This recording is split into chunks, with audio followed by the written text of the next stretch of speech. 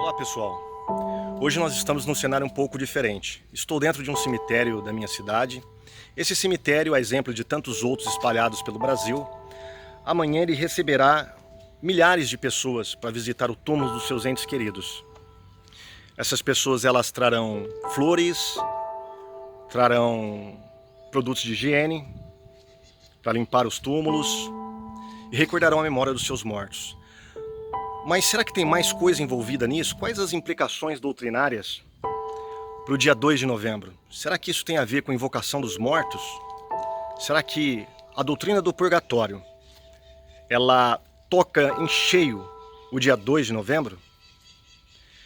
E uma outra pergunta que as pessoas fazem: será que um evangélico ele pode visitar o túmulo do seu ente querido no dia de finados? É sobre isso que eu quero falar com você neste vídeo. Após a nossa vinheta, nós voltaremos e falaremos sobre o dia 2 de novembro, o dia dos mortos, e o que a Bíblia diz sobre isso. A oração pelos mortos é uma oração muito antiga que os católicos têm feito desde o século II, principalmente os cristãos ali romanos, nas catacumbas onde os mártires eram enterrados. Alguns cristãos começaram a orar pela alma dessas pessoas, pelas almas dessas pessoas que estavam ali enterradas. No século V, alguns bispos, frades, padres começam a incentivar os fiéis a fazerem oração pelas almas dos defuntos, dos falecidos. E, finalmente, no século XIII, o Papa ele estabelece um dia fixo, no dia 2 de novembro, para que a Igreja Católica possa fazer sua oração pelos mortos e interceder pelos entes queridos que já faleceram. Mas vamos dar uma analisada nessas duas doutrinas rapidamente, não vamos nos aprofundar aqui porque o vídeo não permite, mas vamos analisar se essa doutrina tem base bíblica. Os católicos eles vão justificar essa doutrina através de um livro que não está dentro do cânon sagrado, ou seja, dos 66 livros inspirados por Deus. Estamos falando de um livro apócrifo, que apesar de ter um valor histórico, ele não é considerado um livro inspirado nem por judeus e nem por cristãos. Estou falando do livro de Macabeus. Vamos então fazer uma leitura no livro de 2 Macabeus, capítulo 12, a partir do verso 42. Mas é interessante lermos todo o verso, todo o contexto, que começa no versículo 38, mas por uma questão de tempo, vamos começar no versículo 42 até o versículo 46. Todo o contexto do livro de Macabeus, aqui do capítulo 12, do versículo 38 ao 46, está falando de algumas perdas que Macabeus teve na guerra, ou seja, alguns soldados judeus morreram, e quando eles foram recolher os corpos desses soldados, Judas percebeu que debaixo das túnicas desses soldados estavam escondidas algumas imagens de ídolos pagãos. Então Judas interpretou as mortes desses soldados como se fosse um castigo de Deus por causa do pecado de idolatria desses soldados. Então ele toma uma atitude totalmente inusitada, que não tem base em nenhum livro, em nenhuma passagem de algum profeta do Antigo Testamento. Ele pede para que o povo ore pela alma dos falecidos, para que Deus possa purificá-los dos seus pecados.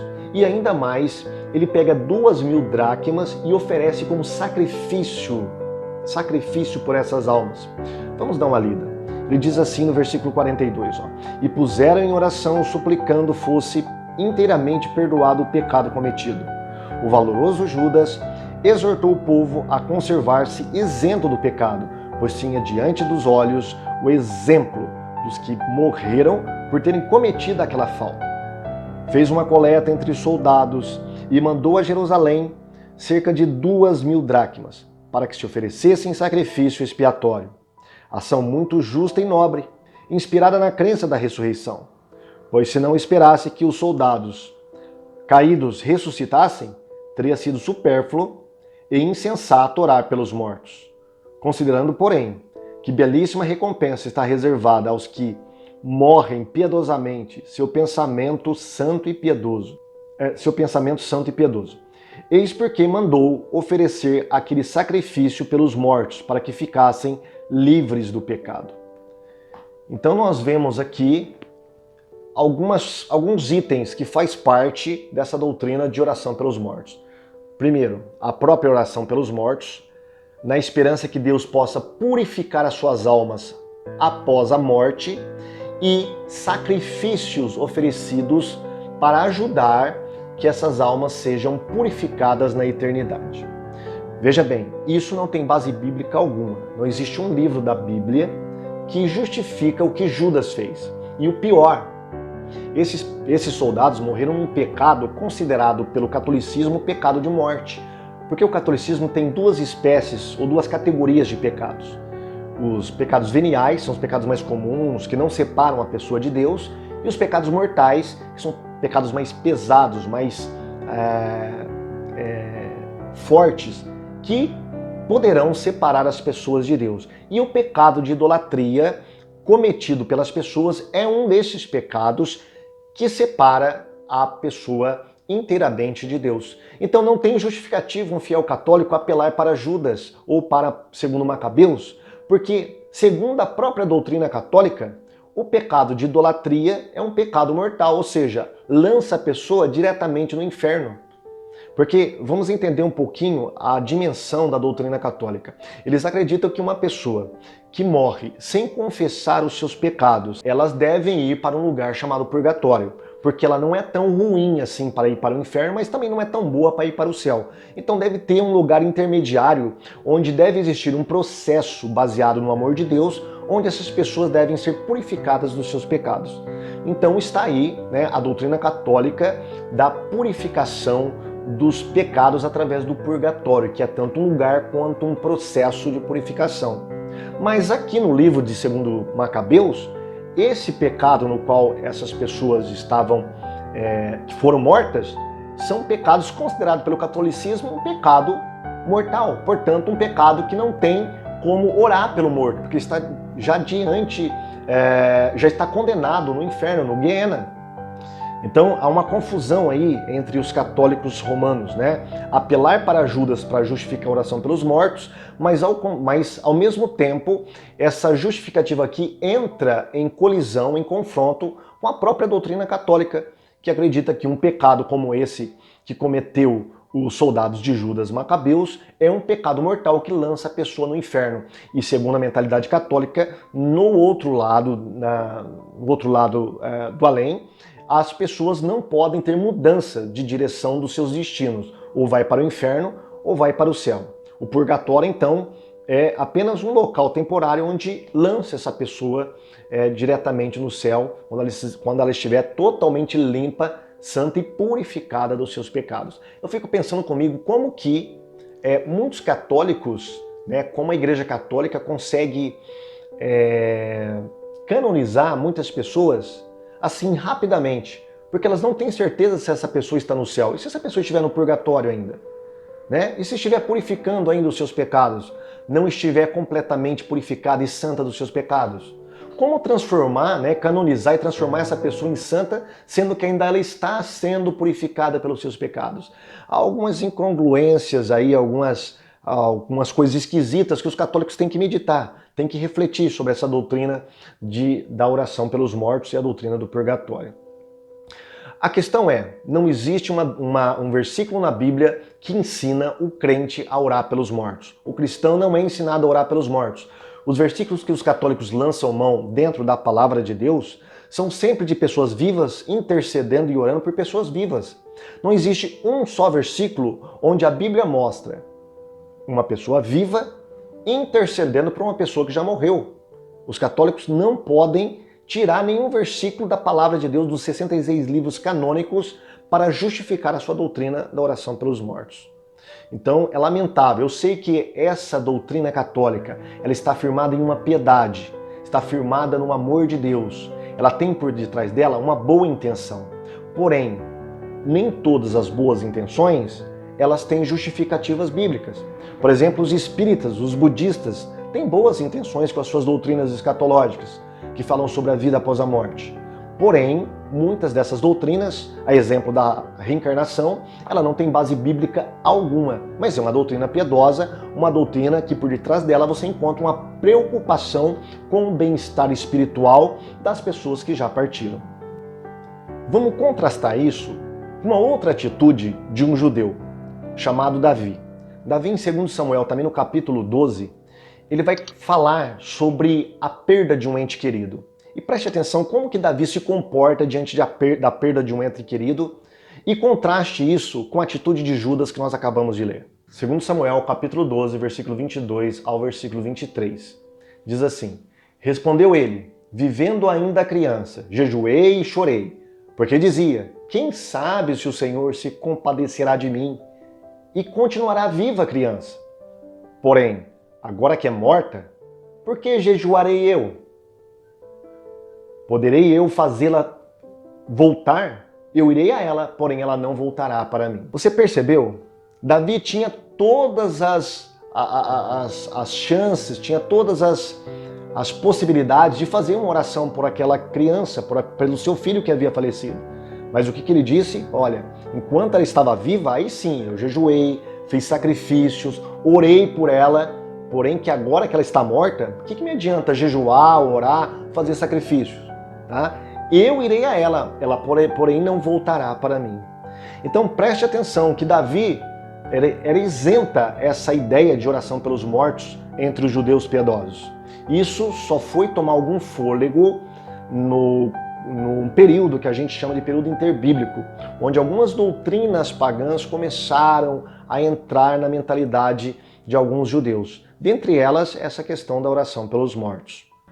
Uma outra doutrina que nós iremos analisar juntamente com essa é a doutrina do purgatório. Os católicos acreditam que na eternidade existe um terceiro lugar, o céu, o inferno e o purgatório. Esse lugar é um lugar intermediário e provisório para as almas daquelas pessoas que não foram tão ruins para ir para o inferno, mas também não foram tão boas para ir para o céu.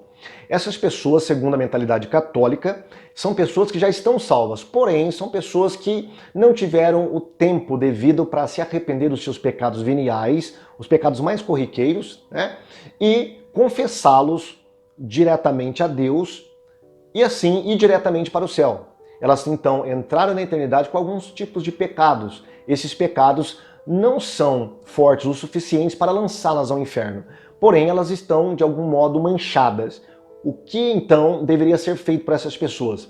Segundo a mentalidade teológica católica, essas pessoas deveriam ser purificadas para entrarem diretamente no céu. Esse processo de purificação é chamado de purgatório. Essa doutrina ela é baseada não na palavra de Deus, é baseada em mitologias pagãs. Tá? Há muitos povos pagãos que acreditavam num tipo de purgatório e baseada num livro que não está entre os livros canônicos. Como eu disse, o livro de 2 Macabeus, que também fala ali de um tipo de purificação no capítulo 12. Tá? Os judeus, os saduceus, os fariseus, alguns fariseus acreditavam num tipo de purgatório na eternidade também. Tá? E isso vindo desde essa época de Macabeus, essa tradição encontrou dentro de uma parcela dos fariseus, de alguns judeus, essa ideia de que existia um lugar na eternidade onde as pessoas iriam ser purificadas. Não é igualzinho à doutrina católica do purgatório, mas é um tipo de purgatório. Então isso não está na Bíblia, não está na palavra de Deus. Tá? O purgatório não está na palavra de Deus.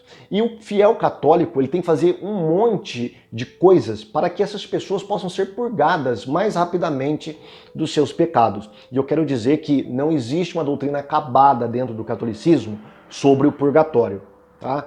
O purgatório ele é encarado às vezes como um lugar, às vezes como um estado de consciência e às vezes como um processo de purificação. Tá? Mais como um processo ultimamente. Mas Santo Agostinho, ele dizia que há um lugar chamado purgatório, existe um lugar chamado purgatório. Tá? E para alguns o purgatório ele pode demorar alguns dias, tá? Para a pessoa ser purgada dos seus pecados, ou até séculos. Há muitos padres e teólogos católicos que acreditam que, dependendo dos pecados das pessoas, elas levarão séculos para terem todos os seus pecados purgados.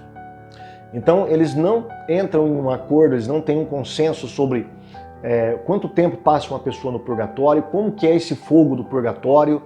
Alguns diziam antigamente, na Idade Média, que era um fogo semelhante ao fogo do inferno, um fogo de sofrimento, porém que era para purgar os pecados. Hoje, a teologia católica ela já tem uma ideia de que esse fogo, na verdade, não é de sofrimento, e sim de amor. Então, com o passar do tempo, os católicos vão refinando essa doutrina com o passar do tempo para expô-la de modo mais racional, mais moderno ao gosto dos católicos atuais. Alguns versículos na Bíblia que os católicos lançam mão, totalmente fora de contexto, para justificar a sua doutrina do purgatório. Por exemplo, Mateus capítulo 5, versículo 25 e 26, que fala sobre uma passagem que Jesus fala, né? Que uma pessoa deveria ser lançada na prisão e só sairia dali após pagar o último cêntimo, o último centavo. Os católicos interpretam isso como se fosse o purgatório, mas ali Jesus está falando sobre perdão dos pecados de pessoas vivas, tá? E não de perdão dos pecados no além.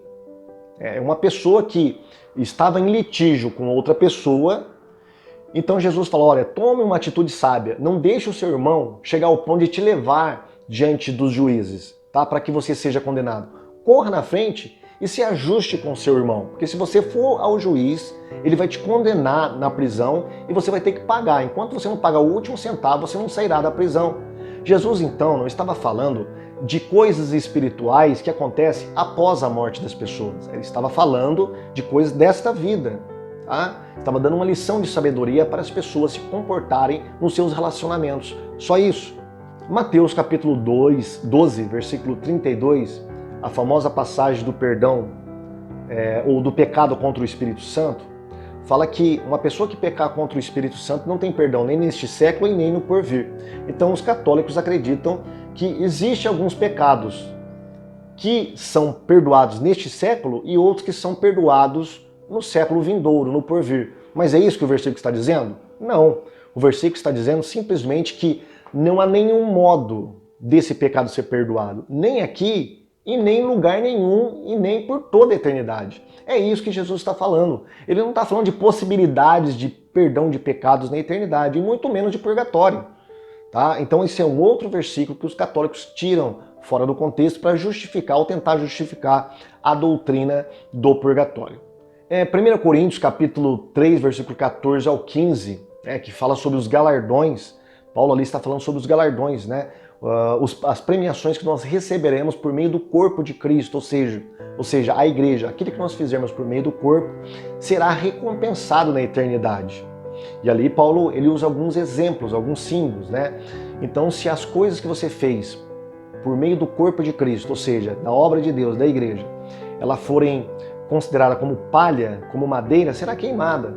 Ou seja, ali Paulo está falando sobre a intenção do coração. Se você fez simplesmente para cumprir um dever, tá? E não por amor, isso aí não terá galardão. Tudo que você fez passará pelo fogo do juízo de Deus, ou seja, da aprovação de Deus, e não terá galardão, não terá recompensa. Mas aqueles que fez baseado numa atitude de coração, né, eles terão recompensa. E essas atitudes, essas práticas cristãs, essas boas obras cristãs, elas são consideradas como prata, como ouro, ou seja, ela passa pelo fogo, tá? E não é queimada, ou seja, ela continua firme, né? Ela passa pela aprovação, pelo juízo de Deus. São aquelas pessoas que fizeram de todo o coração para o Senhor. Então nós receberemos recompensas na eternidade. Isso é chamado de tribunal de Cristo. É isso que o versículo está falando. O versículo não está falando de nenhum purgatório. Os católicos pegam a última parte que fala, né, que será salvo como que através do fogo, pelo fogo. Mas ali está falando do fogo do juízo de Deus, ou seja, ao analisar as obras dessas pessoas, desses cristãos. Não está falando ali de fogo do purgatório. Nem a palavra purgatório, nem o conceito está na palavra de Deus, está na Bíblia Sagrada. Então nós percebemos que essa doutrina católica ela não tem base na Bíblia. A oração pelos mortos não tem base na Bíblia e muito menos o purgatório. Isso são doutrinas que foram criadas pelo catolicismo para tentar justificar um dilema moral em que os católicos se encontraram. Ou seja, o que acontece com pessoas que não foram tão más para ir para o inferno, mas morreram em alguns tipos de pecado. Então eles acreditaram que existia na eternidade um tipo de lugar onde essas pessoas seriam purificadas desses pecados últimos para poderem então entrar no céu. Nós vimos que o purgatório não tem base bíblica, né? E a oração dos mortos também não tem base bíblica. Mas a pergunta agora que nós vamos fazer. Mas há agora a última pergunta. Um crente, ele pode ir ao cemitério no dia de finados? Olha, eu acredito que sim. Tá? Eu acredito que um crente, um evangélico, ele pode sim ir no dia 2, e não só no dia 2, pode ir qualquer dia no cemitério, e baseado num sentimento de gratidão, num sentimento de saudade, num sentimento de honra, para visitar aquele ente querido que foi tão caro, né? A amizade, a companhia dessa pessoa foi tão cara durante a vida, eu acredito que ele pode sim, ele deve ir ao cemitério sim. Isso mostra a nossa preocupação com a ressurreição dos mortos, porque ali está o corpo, os restos mortais dessa pessoa que um dia será ressuscitada e, se ela logicamente ela foi um cristão, entregou a sua vida para Jesus, ela será ressuscitada para a glória eterna. Ou se ela não esteve diante do Senhor nesta vida, ela não entregou a sua vida para o Senhor, ela será ressuscitada para a vergonha eterna, conforme diz Daniel no capítulo 12 do seu livro. Agora, o que fazer com as pessoas que estão em luto? Porque a morte é muito dura, muito triste, ela traz sofrimento, ela traz dor, ela traz separação imediata das pessoas que nós gostamos, do nosso convívio, para um lugar que nós não temos acesso, que é a eternidade. Primeiro, ajudar os enlutados, dando consolo a eles, dando a nosso ombro, chorai com os que choram, diz a palavra de Deus. E por que não tomar conta dos túmulos das pessoas? Isso mostra o nosso cuidado para com aquele ente querido que está ali enterrado, né? Isso mostra a nossa preocupação com essa pessoa. Isso não é nenhum tipo de idolatria, não é nenhum tipo de superstição. Isso simplesmente está baseado em um pensamento ou um sentimento de carinho, um sentimento de amor, um sentimento de gratidão e honra por aquela pessoa. Também nesse dia, ou não precisa só ser nesse dia, mas nós devemos lembrar dos nossos entes queridos para imitar as suas virtudes, né? É muito bom lembrar daquelas pessoas que faleceram, e a nossa lembrança agora é uma lembrança mais de saudade, de alegria, de carinho, e aproveitar para imitar as virtudes que essas pessoas porventura tenham deixado para nós, o seu legado. Qual é o legado que essas pessoas deixaram? Tem muitas pessoas que às vezes não é nem evangélica, né, mas é uma pessoa que praticou uma virtude cristã. Ela praticou uma moral cristã, ela foi uma pessoa honesta. Então ela deve ser lembrada, e essas virtudes devem ser imitadas. Tá? Então nós devemos aproveitar esse dia para falar sobre as virtudes dessas pessoas, lembrar de como essas pessoas se portaram, como elas honraram, né, de certo modo, a palavra de Deus, e principalmente aqueles que são cristãos verdadeiros, que deram a sua vida por Jesus aqui nessa terra. Eles devem ser imitados, as suas lembranças devem ser recordadas e as suas virtudes devem ser praticadas também por nós que ficamos aqui vendo o seu legado agora depois da sua morte. Agora, o que não fazer no dia de finados ou em relação aos mortos? Primeiro, orar pelos mortos. Aquele que passou para a eternidade, a Bíblia nos diz que ele não sabe de coisa nenhuma que se faz debaixo do sol. Está lá em Eclesiastes capítulo 9, versículo 5. Ou seja, a pessoa na eternidade, ela está consciente sim, tá? Onde ela estiver, ou no céu, no paraíso, ou no Hades, esperando o julgamento final. Elas estão conscientes, mas elas não sabem de nada que acontece aqui. E não há nada que se possa fazer depois que a pessoa passa a eternidade. Ela selou o seu destino. Após a fronteira da eternidade, ela selou o seu destino e não há como reverter nenhuma situação. Não há mais arrependimento, não há mais o que fazer. Por isso que nós temos que pregar o evangelho para as pessoas que estão aqui vivas. Porque após a eternidade, não há mais chance de recuperação.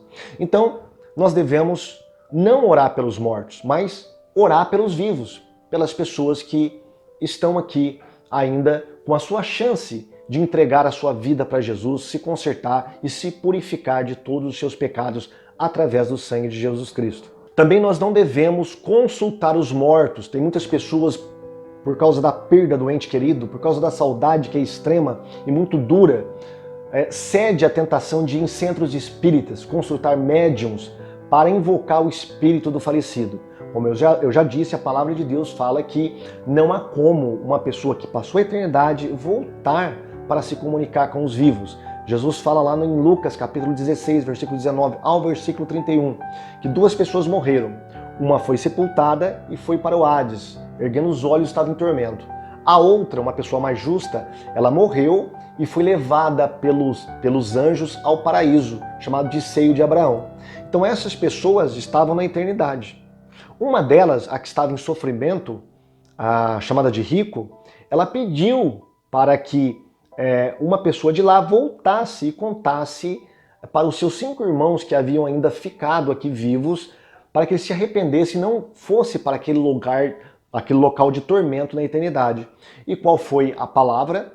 Jesus diz que não há como passar de um lugar para o outro. Ou seja, uma pessoa morta não tem como voltar para o mundo dos vivos. Então nós não devemos consultar os mortos, porque isso é proibido na palavra de Deus. Deuteronômio capítulo 18, a partir do verso 10 deste livro até o verso 12, Deus proíbe a consulta aos mortos. Tem outros versículos também, lá em Isaías, lá em Levítico, que proíbe a consulta aos mortos.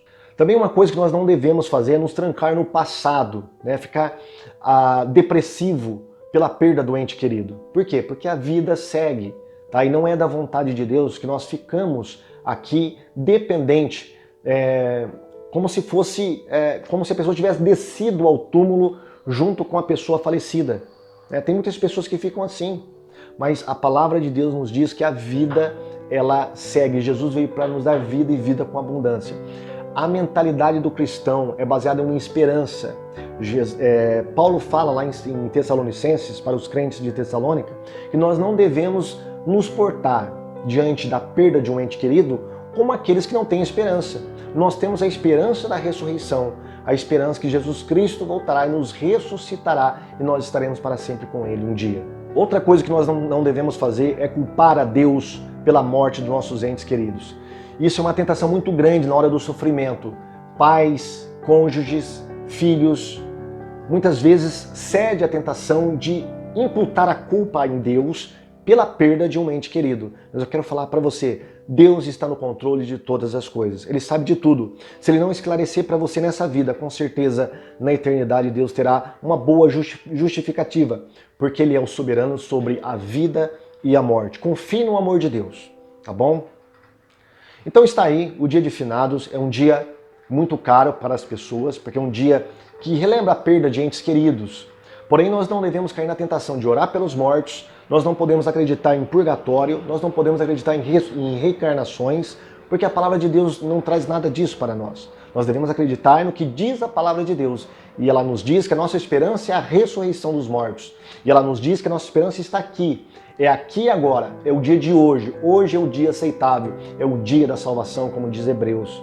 Então nós devemos aceitar o amor de Deus agora, para que o nosso destino esteja selado, para que quando nós colocarmos a nossa alma na eternidade, ela possa ter um destino direto para o paraíso de Deus, estar para sempre com o Senhor. Como diz Paulo, meu desejo é partir e estar com Cristo.